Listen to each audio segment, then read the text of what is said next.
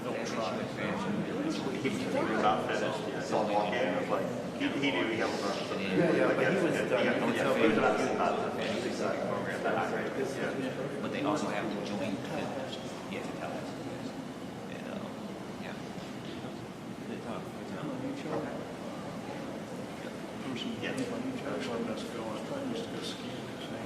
No, that was perfect. So I'll do my thing later. I grew up next to him. So they changed the schedule up then, I guess. Yeah, he was making the announcement here that I'll just do my presentation at the beginning. Has like 2 runs. So you do it at the beginning of the roundtable. And then I'll facilitate questions. Yeah. Because it's tricky some anyway. Yeah. Ice. That's still set for, are we 12:30 or what time is it? Oh, I don't know. We'll have to figure out Yeah, it's probably adaptable. how early he cut it, right? And started. Yeah. Anyway, it's a good place. Yeah, we kind of had the same thing over just outside of Charlottesville, Winter Green and Massillon. Same thing, Small little spot. Just enough to. all ice. Unless one of those big snowstorms came through. Right. Big snow. Just means you can go to Colorado. I got recruited. I got recruited. They were working there. And while I was working with one time I went to Canada. I left the key to the red one.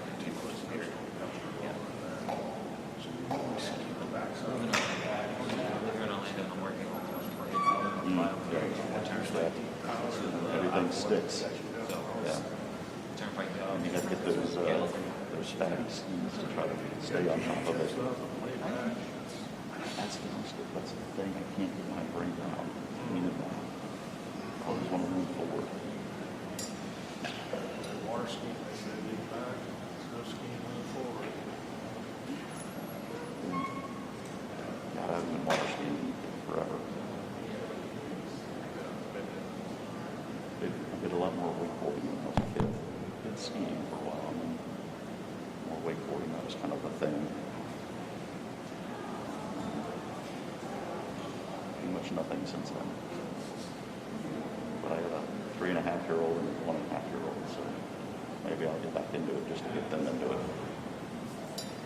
Becky, my youngest daughter, she is 13 right now, so I'm trying to talk her to get her scuba license.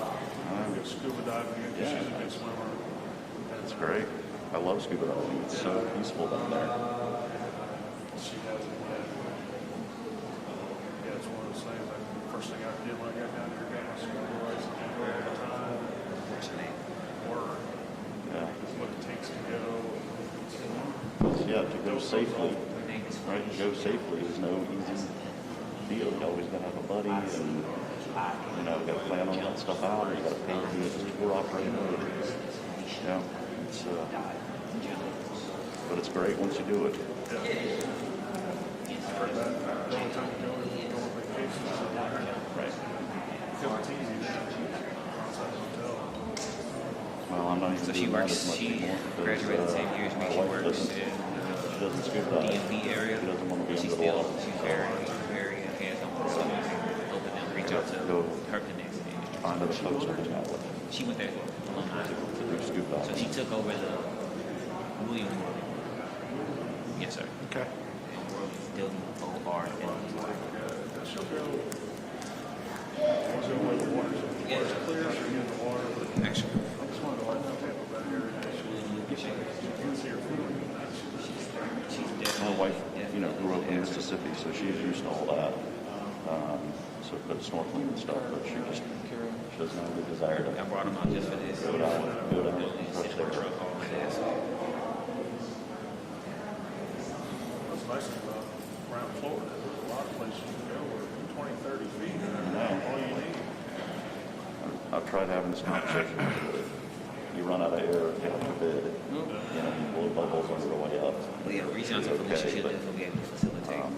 Our school does a I realize there are things that I'd rather talk to my wife about, so I'll stick with that. We do like a alumni sponsored alumni day where we come back and give our testimony of our experience and things of that nature. We had to cancel it this past semester, COVID-19, but she's been the organizer for that and bringing life into it. But yeah, we have fall for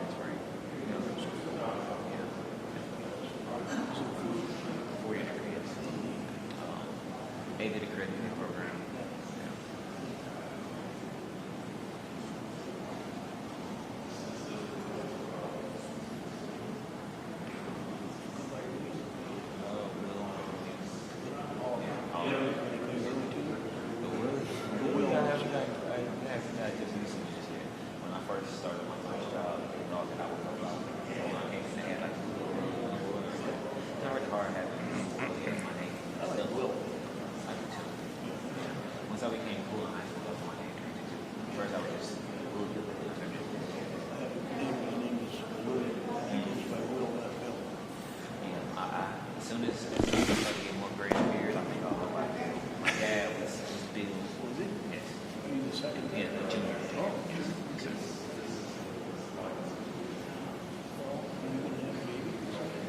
Yes, definitely be the third. So that, then you'd be the second. Yeah. And then we'll go ahead and have a third. If you're the third, I'll turn over to the second, yeah.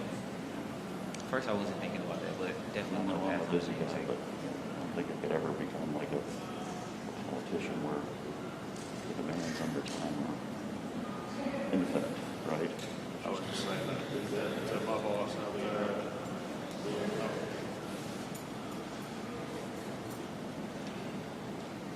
I mean, I guess family business demands are infinite, but still, I feel like I've got a handful on them. Whereas going to politics, it's like a bunch of stuff you can't control.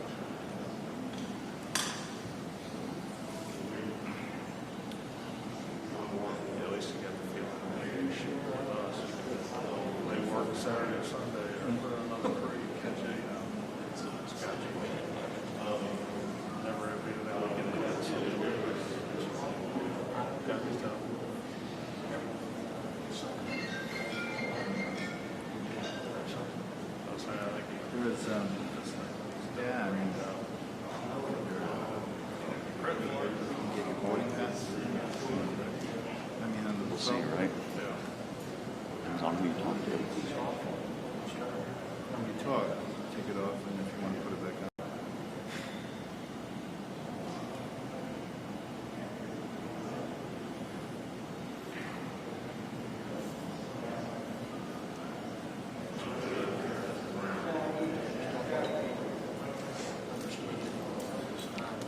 You gotta take it off and talk. I agree.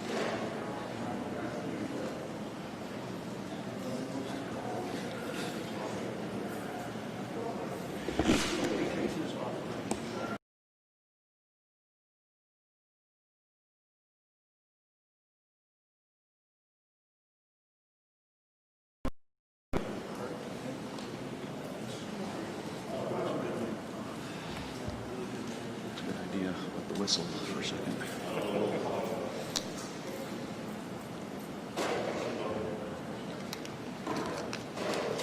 I think we're making good positive, but let's do a follow-up.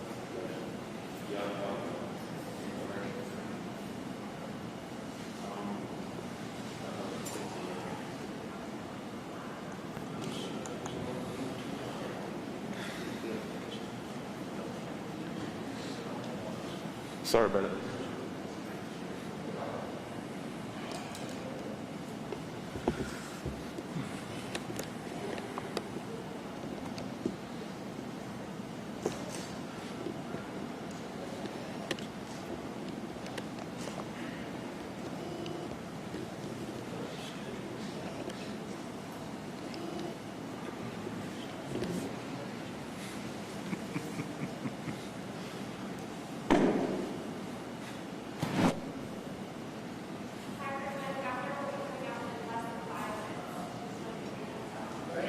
Thank you.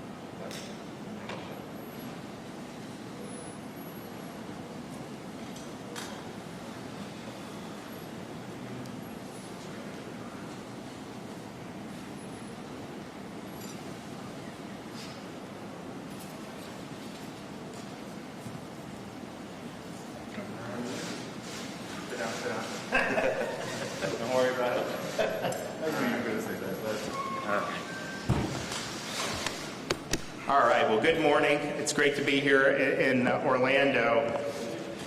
Throughout this, the pandemic, the transportation industry has really helped keep Florida moving and has helped our state's economy continue to function. And I think it's important to discuss why and what we can do to go forward and do even better. Today we have, of course, our FDOT Secretary Kevin Tebow, AJ DeMoya from the DeMoya Group, Mike Horan from Ajax Paving Industries, Mike Vasilio from the Vasilio Group, Chris Langford with Hubbard Construction, and Will Worley with Superior Construction. We appreciate you participating in this roundtable to discuss the transportation industries, the impacts and updates as it relates to COVID-19. We had decisions to make very early on. There were a lot of states that were deep sixing a lot of the construction that was going on in their states. I felt it was something that we needed to keep going here. I wanted people to be gainfully employed. I wanted the progress to continue to be made on a lot of our projects. And so we absolutely were committed to supporting the industries continuing to function. And I think that was the right thing to do. But what we also did was we looked to see, okay, what is the opportunities here given the situation we find ourselves in? And what we started to see as we got to the end of March, started to see a big decline in mobility on the roads. If you would drive in a lot of these places in these parts of particularly Central Florida, you saw less traffic than what we're used to. So I told Kevin, we need to take advantage of that. We need to accelerate these projects that we've been working on. Let's get it done as quickly as possible. And so we did a number of these things in that April and May time period to really capitalize on the reduced mobility. And we did the I-4 SR-408 interchange ramp in Orlando, which was obviously something that we highlighted a couple months ago. But total, we accelerated over 50 major transportation projects that collectively saved our state 650 calendar days of construction. So you're keeping people working, but you're also making progress. That's going to reduce commute times for people. That'll happen sooner, and then that increases their productivity. The I-4 SR-408 interchange in Orlando, we accelerated by more than 3 months. Safety and mobility have been impacted in a positive way, but drivers have already told us how their daily commute here in the heart of Central Florida has improved, which is something that's good because when you hear traffic in Central Florida, you usually don't hear that it's improving. The Howard Franklin Bridge project in Tampa was accelerated by a month, allowing the project team to start their work to ultimately be able to replace the current bridge even faster. The widening of Southern Boulevard in Palm Beach County was accelerated by 3 months to improve travel for residents. I-395, 95 design build project in Miami-Dade, $802 million reconstruction project being done in coordination with the local expressway authority, and that was accelerated by a full month. The diverging diamond interchange on A1A on Interstate 95 in Nassau, first of its kind in Northeast Florida, accelerated by 2 months. And the project at Sand Lake Road near the heavy tourist area of International Drive and Universal Boulevard in Orlando was accelerated by 4 to 6 weeks. So these are just a handful of the 50 projects that were accelerated, and thanks to the industry, we were able to keep our state moving. And we appreciate the support that we've had from the U.S. Department of Transportation with some of their support that they've given to the state of Florida. So all in all, I think it was, you have a difficult situation, but you have to look to see, okay, what are the opportunities to make progress even in a very difficult situation? And I think what we did with transportation is one example of that. And you look at what happens, some people lose their jobs. And obviously we focus on, the economic impact about, okay, less money to be able to put food and all that. Very, very important. But I think what also goes with that's not talked about as much is really a lot of anxiety and stress, particularly in this situation where someone had, jobs in some of these industries, everything was going well, and then you have this rapid change And there's a lot of questions about, okay, you know, what do we do next on all this? When is this going to end? And so I think that additional toll has been really, really significant. And so the extent to which we're keeping people employed in the construction industry, not only are they getting paychecks, not only going to be able to feed their family, but I think it reduces the level of fear and anxiety that's out there, which is something that is, you know, proven to be a formidable adversary. So I want to thank everyone for being here. Why don't we go and, you know, Kevin, if you want to make some comments, but I'd just like to hear from everybody about, you know, how you're handling it, and what do you see as ways forward in the future to continue the momentum. So thank you, Governor, and thank you for having us here. I think, you know, one of the things that you mentioned earlier about accelerating the projects, you know, the benefits that we're seeing by being able to get that work done well in advance, so that when the traffic numbers and traffic is coming back, which you're seeing that, all of you, I'm sure, even getting here, you're seeing some of the traffic back on I-4, for example, here. All of that is now, everyone's seeing the reaping of that benefit of getting that done earlier. I think the group you have here, it's really unfortunate, is you have a couple of owners and chief CEOs of different companies in the industry, as well as those that are working out in the field. And part of the discussion we're going to have today a little bit is what's that meant to them. And I know we're going to ask them a few questions along the way. And I think with AJ and Mike and Michael and others, they'll be able to share with you some of the benefits of keeping and using the governor's vision of keeping us moving forward, and how not only are we able to retain jobs, and as the governor knows, you know, the thousands of jobs that we actually provide when we, in our work program, but obviously now also giving us the opportunity to also add jobs because of those that we could redirect as those skilled tradesmen and so on. So Governor, glad to be here, and I know AJ and the others will be able to share some information. So AJ, maybe you want to share a little bit from your experiences?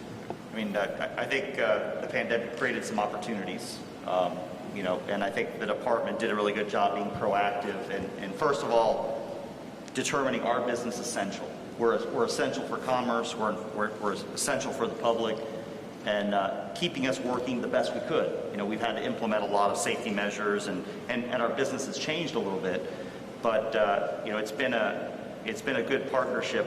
I want to point out just two things.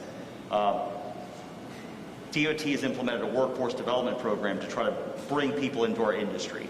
And COVID shut it down because we were having training sessions where we'd have 25 or 30 people for a week that we would bring in from, you know, underserved communities that weren't employed, and we bring them in when we train them, and DOT immediately acted and changed that program and provided a new program probably in early April, and we've hired hundreds and hundreds of employees to do that. So I think that's point one.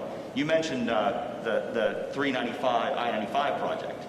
On that project, you know, in South Florida, in Miami, you've got like a 6-lane highway in each direction. When traffic was reduced, we were able, you know, we're doing concrete pavement rehabilitation, where you basically remove and pour concrete every night. And the fact that there was less traffic on the roads, we did traffic analysis and we're able to shut down actually three lanes at a time and work round the clock and greatly improve productivity. So the schedule for the I-95 piece is probably moved up maybe even 6 months. And the overall job has not moved up 6 months, but it was a tremendous benefit for traffic. And let's get the work done now when there are people on the roads. And we're seeing a dramatic uptick now in traffic, and we're not back to where we were, but I think taking advantage in April and May of those reduced traffic was really good. It was a smart decision by the state. Great. I want to thank you, Governor, for supporting our industry and allowing us to be represented on your task team to open Florida up, which I think was, thank you very much, really, really appreciate it. Sure. Mike? Hi, Mike Carane, Ajax. I think the biggest thing is declaring us essential was so important because for us and our company, that probably saved 400 jobs right there. Although it was a little trepidatious, I guess you could say, and it was on again, off again, but we found a way to get through this, and we've kept our people working, and they're very thankful to have their jobs. I can guarantee you that. And our safety department has done a great job because right now we have under 4% positives in our company, which I think is a pretty good number. But again, How do you determine like your testing? What's your... Our HR department keeps track of it. They keep a log of who goes to get tested. Then we get the results. Are you requiring them to, or they just do it if they have symptoms? Yeah. We require them to. Yes, absolutely. But they've kept the 6-foot distance, and our crews, of course, they're far apart. We're not in a building, a confined space. We're outside. Big benefit for our kind of business, and it's been a positive. And our people have stepped up. They've finding a way. It's been hard for families because the kids are home and everything. So, but it's going well. And right now we continue to get better, and we feel pretty confident. We thank you for that essential, though. That was super important. And the other thing is about our business is mines kept open because we buy rock. Sand pits kept open because we buy sand. Truckers that deliver materials to our asphalt plants are busy. We keep just not our business busy, but other ancillary businesses that we depend on. And our subcontractors, again, they kept busy because so we had a pretty good backlog going in, and it's been super good for us. No, and this whole, this is the first time that this country has done this for over 100 years because the 57 and 68 pandemics, you didn't see this type of mitigation. But I think this whole idea of essential, non-essential really needs to be rethought because the fact of the matter is pretty much anyone's job is essential to them. And so, that was the framework we had, and obviously I interpreted that broadly because I wanted as many people to go to work as possible, but it is inadequate. I don't think it's something that we should continue in terms of that framework in the future. And I also think that particularly with the coronavirus, COVID-19, that has a disproportionate effect on elderly and folks with serious comorbidities. It's not even a good proxy for shielding the people that need to be shielded. I mean, what happens is the impacts on someone in a white collar industry who can work from home is minimal. But then when you're talking, if any industry that's quote non-essential that has more blue collar folks who have to show up, they then bear the brunt of it, even though they may be in the lower risk groups. And so it's something that really does need to be rethought going forward. I think it's clear, from where we're sitting now that was not the way to go. And I would say, our indicators now, we've seen a 3-week decline in COVID-like illness ED visits. Our hospital census is 20% lower for COVID, than it was in the middle of July. We continue to see declining, cases and positivity, and I think you're going to continue to see those trends. But that was able, that happened. That viral cycle happened without shutting down the state. I mean, we've had Disney open, we've had these other things, and so I think it's keep society as healthy as you can. You want people gainfully employed. To send someone out of work, that's just going to add to the anxiety and the stress and the fear that's out there. And so this industry showed you can do it through there and do it safely. And I think most of the places have done a really good job. I mean, I remember when everyone was so concerned about like a hair salon. But you go in there, it's like an operating room. I mean, they're really keeping it clean. Now they're back in business. And don't forget, people were getting their hair cut when that wasn't as quote essential. So don't kid yourself on that. But I think doing that, so that the essential, non-essential, not the best way to view it going forward. I tried to do it as broad as possible, but at the end of the day, we just have to recognize there's some serious limitations for the effectiveness of that approach. Okay, go ahead. How you doing? Michael Vasilio with the Vasilio Group, parent company of Ranger Construction. And others. Just want to once again, Governor, say thank you so much for keeping us working, not just as a head of a business, but also as somebody that's part of a family business. Because I know that it's not just my workers that we've been concerned about and focused on with safety, as has been talked about by the other folks here. But I know that we've had employees just say thank you for being able to keep everything going, not just for themselves, but for their families. And I think that that's been key for us as well, that, as was talked about before, it's not just our employees, but it's all the other businesses that go around, and the multiplying effect is unbelievable. And I know that those families have been appreciative that everything's been able to stay the way that it's been, and keep people working and keep things moving. We have been very nimble, I think, as everyone has, with the CDC changing guidelines, and as everyone's learned more, and I think our approach has been pretty good so far, and we've tried to stay on top of it and taking your leadership, Governor, about what needs to be done and to keep our folks safe. And as has been said before, we're working outside, and we're able to keep most of our folks distant already, even before we ask them to do different things with the hand washing and facial coverings and other things. So keeping that distance, I think, was probably the strongest thing that we saw for our folks, and working outside. And it's been a real benefit. So thank you, Governor. Yeah, so with the CDC doing some revised guidance in the last few weeks about employees returning to the workplace, I think that they did a really good job of just kind of surveying the facts and how this has actually worked in relation to testing versus symptoms. And basically what the CDC said is, if you're somebody that tests positive and you go 10 days without symptoms, then you're cleared to come back because you're not going to be infectious at that point. And that's just based on the experience of dealing with the illness. What was happening is, and we actually had it in some of our requirements, like in restaurants, to get a negative test. The problem with demanding a negative test is these PCR tests will pick up just particles, RNA particles. So it could be dead virus. And CDC has seen people test positive for up to 12 weeks. Obviously, you only carry live virus for a very short period of time. People think, basically up to about 7 days.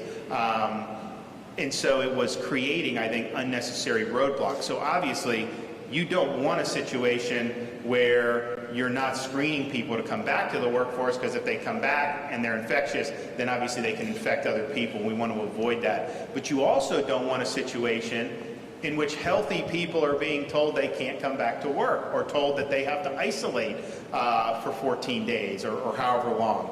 And I think we're seeing more and more with these tests, you have false positives, you have these different things. And so I think the symptoms-based approach makes much more sense. That's incidentally what most of the hospitals have gone to. So if you have a nurse, somebody tests positive, if they're symptom-free for 10 days, they're back in the hospital without needing to get a negative PCR test. And I think that that's the way to go for us going forward. It also, though, kind of that analysis that the CDC did specific to the workplace, I think raises broader questions about, what is the utility of a PCR test if you truly are symptom-free?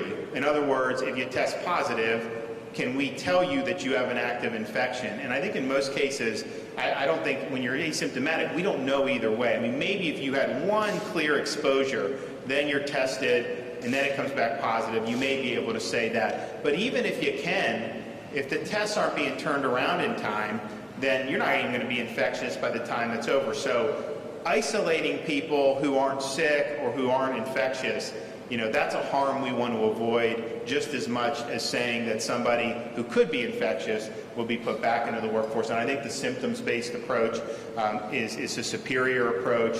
We've obviously tried a lot with the test-based approach. We've had people that have tested positive 6 or 7 times after the 14-day window. And it's like, okay, this is dead virus that they're picking up. It's not infectious anymore. But when that's the rule, obviously businesses aren't going to want, they used to be the rule for the hospitals, they would obviously insist on it as well. So that, I think, makes more sense, and I think it's it really probably threads the needle nicely. So we want to hear from some of our... I could say I'm right there with you, because we've seen the same thing in our business, where we've had folks that multiple weeks, multiple tests, and it still comes back positive. And so we're certainly looking at what the CDC is saying right now. We're looking at, where do we draw the line ourselves?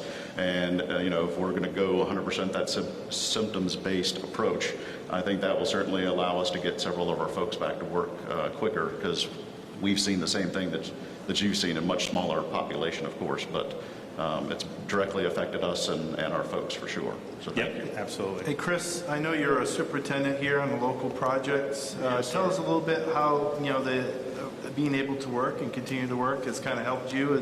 I know you do a little bit of commute to get to your work site, so kind of share your experience. It's actually, I don't know if it's been better for me or better for my wife and daughter, me not being stuck at home with them, because I probably would drive them crazy. But I do want to thank you for letting us work and letting my guys work and be able to provide for our family. And our company, Hubbard Construction, has done a good job. They got out in front of it in early days and got the sprays out and the everything out to the field. We wipe down equipment every day, daily. The people try to stay in the same equipment. We have not really seen a lot of coronavirus on our job sites because we are running equipment, we're staying outside, and we're away from each other. But it's been a blessing to continue working. Yeah, I think the outdoor work in particular, again, it doesn't mean that it could never happen where you have transmission, but I think clearly this thing prefers enclosed environments. It prefers the air conditioning, nice temper. When you get outside and it's more open space, more difficult, and then the heat and humidity aren't good for it either. Part of the things, like when you see the cases and stuff go up in the Sun Belt when the summer started, a lot of people thought that because it's hot that wouldn't happen, that it would probably be in the fall. But I think more people are more inside when it's really hot outside, and so you actually have more opportunities for that. What is the, you hear about, there is fear out there about this. I don't think that, I think people, the risk for people who are working age is very low, but nevertheless there is fear. Were your guys, did they really want to get back? Were some worried about it, or what was the mindset maybe early on, and then what's the mindset today? I would say early on people were worried because they didn't know. Yeah. After they started finding out more about it, the older fellows, because Hubbard Construction has a lot of people that have been there 30, 40 years.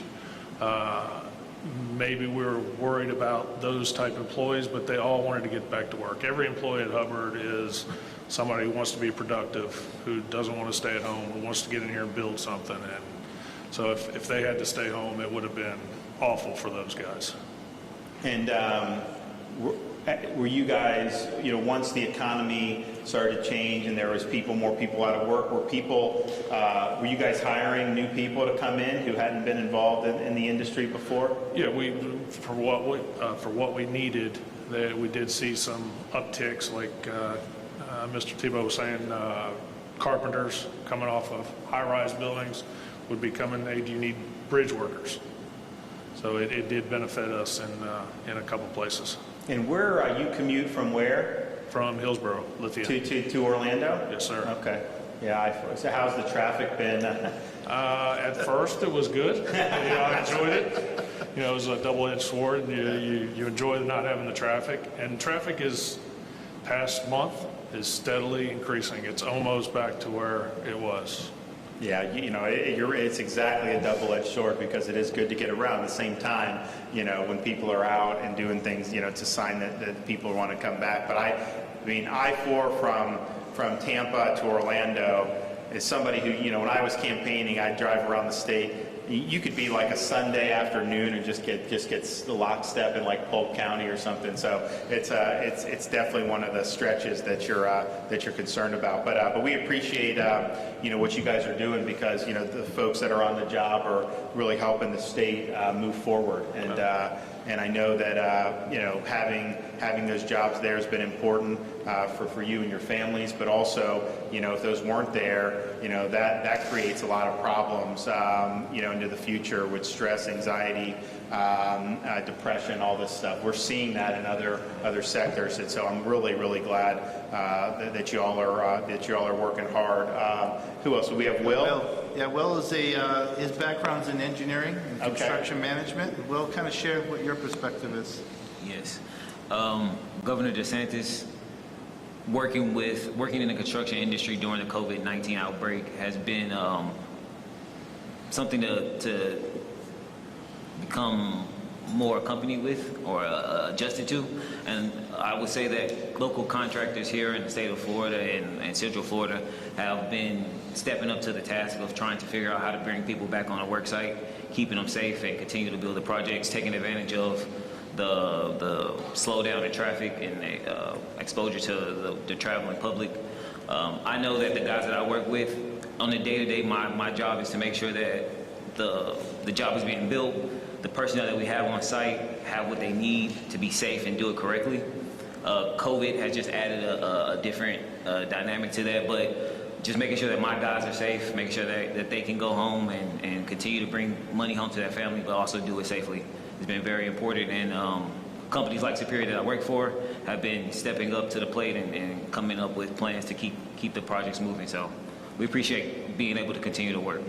Yeah, I mean, it's like obviously with COVID, there's safety concerns, and sometimes people forget. You guys live and breathe safety every day because you have risks in your job, and you gotta do whether it's protective equipment, whether it's some of the other things, and so we appreciate that because I understand it's not always the easiest work, but it's really important. And if we didn't have that going on, it'd be much more difficult for our state. How have your folks? Is it similar to what we just heard, just in terms of people really, glad they have the job, or are there people that are still concerned, or was that more just at the start? How would you describe the mindset? In the beginning, you had a lot of people that were apprehensive to how they were going to be protected and how they were going to continue to work. But everyone that has returned or has continued to work is very adamant about continuing to work and being able to provide for their family. But at the same time, just making sure that they're safe. Yeah. Making sure that we, as the people in charge and as construction professionals, are providing whatever needs they need to be safe and continue doing that work. So. And are you based in Central Florida? Based in Central Florida, yes, sir. Okay. And been working here for 4 years now. Oh, okay, Yeah. good. Well, we appreciate what you guys are doing. It's been important for the state. You guys have anything else? Is there any other thoughts or concerns about, we, on a budget, it was a very tough budget year for us. The legislature puts it on the desk the second week of March, which we knew, obviously, we were dealing with coronavirus, but it went from kind of one level to a whole new level in terms of the economic shutdown very quickly. And so that obviously changed the revenue outlook. But even though I did more vetoes than's ever been done, $1 billion, we were able to fully fund the work program for FDOT because I knew that it was important. There were some smaller projects outside of that. Didn't quite make it this year, but maybe we'll look going forward. But we do think it's really, really important to continue Florida's focus on infrastructure, and we obviously understand what it means for people's families to be able to have the ability to do it. So we're all in for it. We want to keep it going, and I think that'll continue.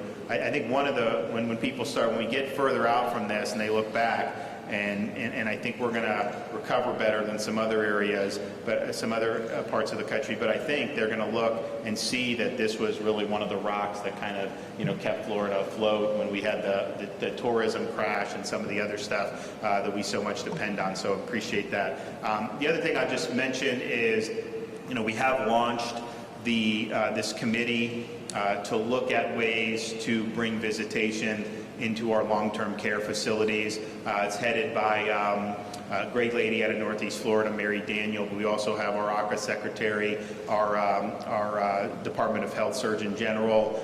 We have the head of the Alzheimer's Association, some great people. But basically, if you look from the middle of March, we've not allowed visitors into these facilities because they are the most vulnerable for COVID spread and, of course, for really negative impacts from the virus with a very vulnerable population. And so that has been in place since the middle of March. Now, obviously, we've done a lot. I mean, you know, they have to wear the workers wear the PPE. They get tested regularly. We've tested the residents once already. We have COVID-only nursing facilities to help with isolation. So there's a whole bunch of stuff we've done to really limit the damage. And I think it has been effective, and I think we'd be much worse off had we not done it. At the same time, we recognize the toll that not having visitation takes on families, and obviously the residents themselves are lonely, but also the families who, a lot of these folks were big parts of the caregiving that happens in these facilities. And so, you know, Mary was somebody who, this policy went into effect, her husband was in a memory care center, she obviously couldn't visit, and, you know, she wasn't sure when the visitation was going to be allowed, and quite frankly, you know, it was an evolving situation. You know, we didn't know, we wanted to allow it, but we needed to see what would happen. And so, she got a job at the facility washing dishes. She's able to then see her husband, which is it's a big deal for her. And so we look at that and think about the number of people who, and not just limited to coronavirus. I mean, there's folks in long-term care facilities who pass away from natural causes or from other illnesses, and they haven't had the ability, you know, to be there with their families for many, many months. And, you know, we've put in iPads and do FaceTime, and sometimes they'll do these window visits. And honestly, that's better than nothing, but that is not the same as that personal contact. And so they're going to be working on a way forward, a safe way forward. But we're very mindful of taking actions which do, you know, protect and save lives. But we're also cognizant of how that affects people's lives. It affects the individuals there, and it affects the families. I don't think any of the families want there to be no precautions. I think a lot of these are good, but I do think they just want to have how can they safely go in and be able to spend time with their loved ones, particularly their loved ones, you know, who are nearing their final days, because you're not going to get that chance again. And you know, one of the things that bothers me is just the number of people who weren't able to say a proper goodbye. So we want to address that, and we're working hard on it. And with that, take some questions. Governor, I wanted to ask about schools under your direction. Health officials, they're sent under your direction and under your administration's direction. How to tell school districts what they can or can't reopen? Why does that direction exist, and should health departments have the choice to be able to give that guidance? Well, I'm not sure exactly what you mean. I mean, I think, you know, the health departments are informing decisions, but it's ultimately not their decision. It's the responsible party's decision, you know, whether it's at the local level with the superintendent, school board, the commissioner of education, the people that are there. So you use that input to be able to determine, you know, the policy. But you can't just delegate that out, I think, to somebody who's not accountable to the people. Looking at the health departments to say, hey, what do we do here? Why can't they get that? Yes, you know, based on this. Because it's not their decision. So they can get advice, they can get input, but it's not all up to the health department to say a yes or a no. They inform the policymakers, they provide information, and they should absolutely do that. But to say that they should be the ones that would have effectively veto power, that's just not the way it works. And so it's an advisory role. They should absolutely be working. They should be providing input. They should be doing that. But what I don't want a situation is you know, you have a school district that has a plan to go back. They're offering parents virtual. They're offering parents in person. They got the teachers, you know, most of the teachers want to be there, and then you have one person to say, don't do it. This has got to be more collaborative. So they should be involved in providing information, but I don't think that you should have the veto power. So where do you think that creating a plate system that you pull yourself, like swapping designs to go down, is now up for a $155 million contract for Medicaid? Are you concerned about that? Yeah, so two things. One, the bid's being protested. Two, as governor, if you look at the law, I'm not allowed to be involved in that in any way. And there's good reason for that. So I have not been involved. I don't like it. Obviously, we're investigating the unemployment and how, you know, it's one thing to have a faulty system, but $77 million that was paid. So we need to look at that. So it would be my preference that they not get anything. At the same time, there's a process, unfortunately, that has to play out. There is a protest in place. And I know that the DEO submitted a negative recommendation as part of the process. So that information was before, but I think what happened is they just dropped the price by so much that under the current law or however they make those decisions, they kind of, their hands were tied.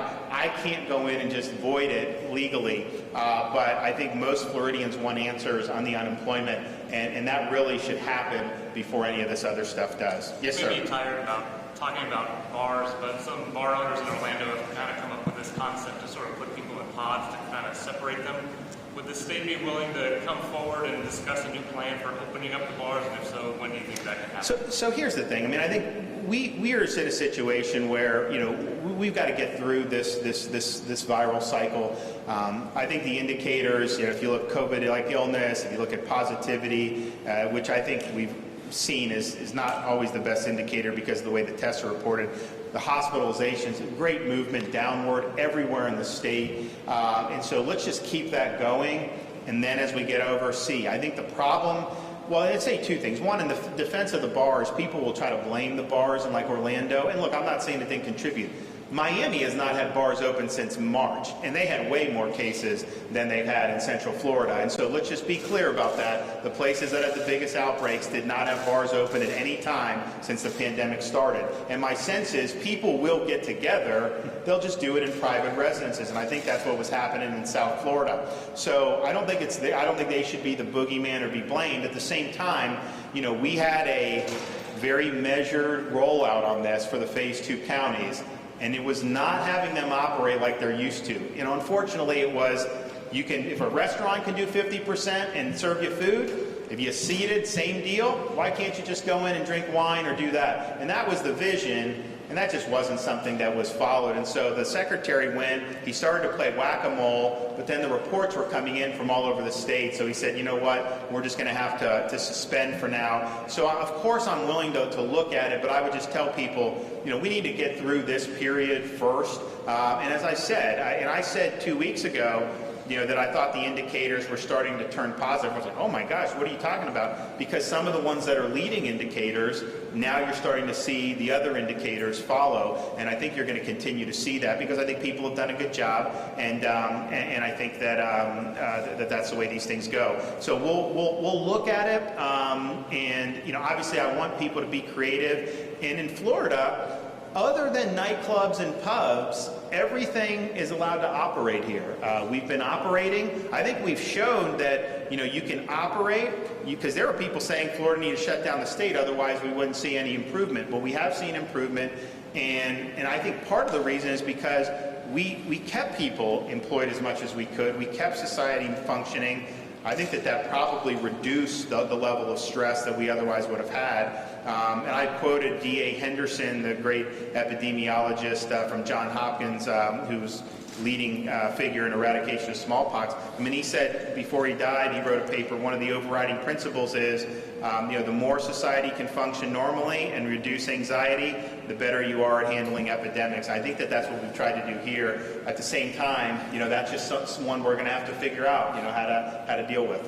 Yes, sir. At the hospitality industry, you've got this hotel and 3 others in the area, all Hilton and Wyndham properties, that are collectively filed in paperwork with the state saying that they've had to extend the furloughs of their workers beyond 6 months. It's a total of some 1,400 workers. Do you think, or can you comment please on your thoughts on the extension of the furloughs and the continued effect of COVID-19 on the hospitality industry? Well, obviously, I think that if you look at how Florida's been impacted, I mean, that's the #1 impact. There's no doubt about it. Part of it was I think a lot of people were very scared. You know, March, April, obviously a lot of this stuff closed down. You know, as we've kind of, you know, opened Universal, Disney, I think they've done a really good job of putting safety first. I think most people look, and I think that they understand it's a safe environment. I think one of the things that's been difficult is normally we'd have all kind of conventions like this. I appreciate the road builders for still doing this, because you can do it safely if you just make proper precautions. But I think that has been one of the major problems. I mean, just think, heck, I think I was scheduled to speak at 3 or 4 things in June and July, you know, 6 months ago, that none of those things ended up happening. And so, you know, we want those to come back, but I would just tell groups and stuff, these hotels have done a really good job on doing the different safety precautions, and they're putting safety first. It can be done safely. I think you will see an improvement on that. I mean, obviously, when you're in a situation where, the headlines nonstop are cases, usually, in my humble opinion, not without all the context and perspective that I think would make people feel a little bit better. So you're going to see people, get this impression. I mean, I can't tell you how many hospital executives have told me, yeah, my friend in Boston was like, my God, you guys have no beds left. And he's like, no, what are you talking about? He's like, well, the ABC just said, the World News Tonight, Florida was out of ICU. He's like, I've got, 25% of my, so, there was also, I think some of that perception, just as we get through this and people understand that it's been, that we're going in a good direction will help. But I also think we've had a lot of stuff going on throughout the state that, folks don't necessarily always pay attention to. I mean, I know like Northwest Florida, has really done well. I know there's been other parts. And then some have been really, really struggling. I mean, I think Orlando's done a good job of limiting, mitigating some of the damage. But they're not where they need to be, obviously. We know that. South Florida, I think, is probably further behind, so we'll see how they go. But, yeah, I want all these people back to work. I mean, these are folks, it's just as a guy who's attended events now for years and years, the folks that work in this industry are great people. Everyone from someone that's working at the bar, serving, working in the kitchen, working in the hotel. These are good jobs. These are good important parts of our community, and I want them to be able to get back. I do think, though, that as we continue to see, which I think will continue to be positive trends, we will have an opportunity to see some improvements. But I would just tell people, if you're thinking about having an event, there's no set of hotels or convention centers that understand the safety better than what they do, not just in Florida, but specifically here in Central Florida. They understand how you can put on an event, with the appropriate protections so that you're creating a low-risk environment while still being able to do things, that make an impact. And that obviously will be big for our community. If you look at the unemployment, and we'll get last month's figures, coming up here shortly, but if you look at the last figures that we had, the area that got hit disproportionately, was, Osceola and Orange, precisely because of that. And I think it was 16% unemployment. I think it got up to in Osceola, and Orange was close by. Those numbers could turn around, as we get this going. But they've come to me on certain things. I think that our symptoms-based approach to the employees will be helpful for all employers, but particularly for hospitality, because if somebody is over the illness, they can come back. And they don't have to just get a test for 10 days, even though they don't have, even if they're not sick. So I think that that'll be helpful for them. And then we've, wanted to empower them to make decisions about doing different things with the proper precautions. And I know I've talked to a lot of the folks running these hotels, and they do more than I would even think about doing. And so sometimes people always look for government to mandate, but I tell you, they understand it's in their interest to create an environment that people want to be in.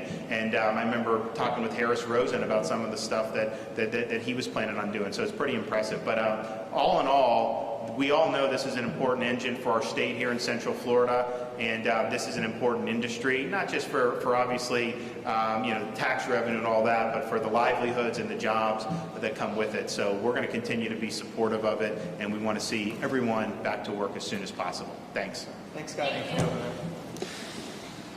you.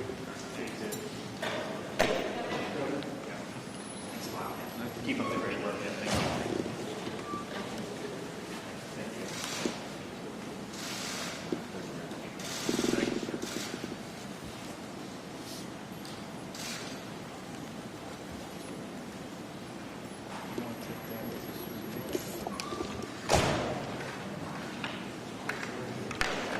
Yeah, I was about to say.